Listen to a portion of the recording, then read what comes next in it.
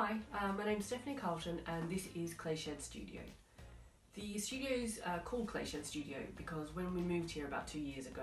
it was an old garden shed and we were lucky enough to be able to restore and convert it into the studio that it is now. And it's made out of these East Anglian tradition clay lump, which is large blocks of clay all stacked up and joined with more mud. And so it's made of clay lump, so Clayshed Studio it is. The work that I do in the studio can be seen as different and independent work, but can also be read as a body of work across different materials that I'm using. I'm working with the same themes and ideas across all of the different mediums that I'm using. Things like marking time, exploring the surface, exploring the history of an object, repetitive lines.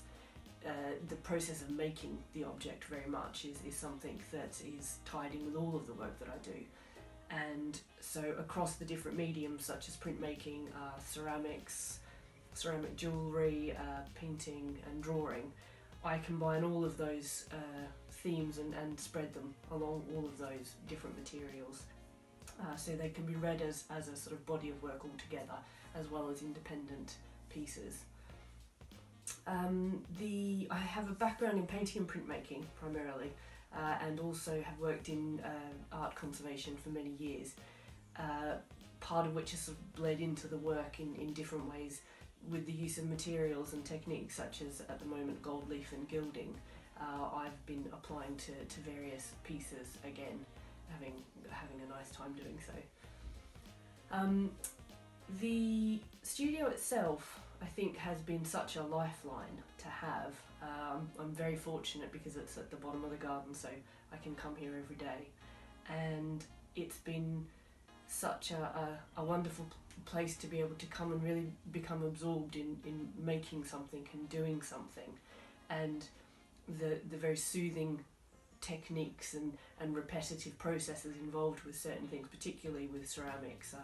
and also printmaking, has been a really calming and very rewarding thing to do during this quite difficult time that a lot of people are having. And I'm aware that a lot of people don't have access to all of their work and their materials, so yes, I know how fortunate I am. I think the studios itself, the Open Studios, has been something that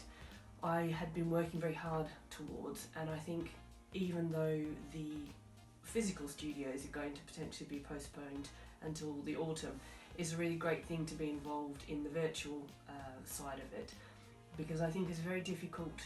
if one loses the focus, and so if there's a deadline, even if it's a self-driven deadline, it really helps sort of maintain focus and give you something to work towards, and I think that's been something that's been really useful, and also the community sort of sense of that's been fostered during all of this, I think has been a really good thing to see as well. I'm relatively new to the area, so it's been a wonderful thing to be involved in the Open Studios and in this virtual way, if not the physical. And I hope very much to welcome people here in hopefully the autumn, or whenever it happens again. I've always been interested and somewhat obsessed with mark making, with repetitive lines, with fluid lines, scratching back into the surface, embossing the surface,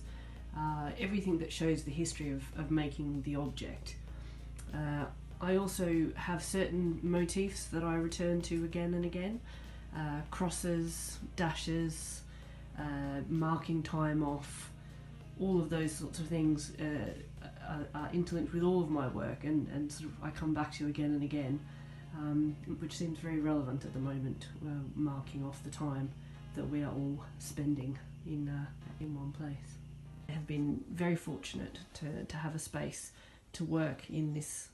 really difficult time that we're all going through, and I had been so looking forward to the Norfolk Open Studios. Being relatively new to the area, it was my first chance to open the studio to people, but I'm really happy to be involved in the virtual open studios that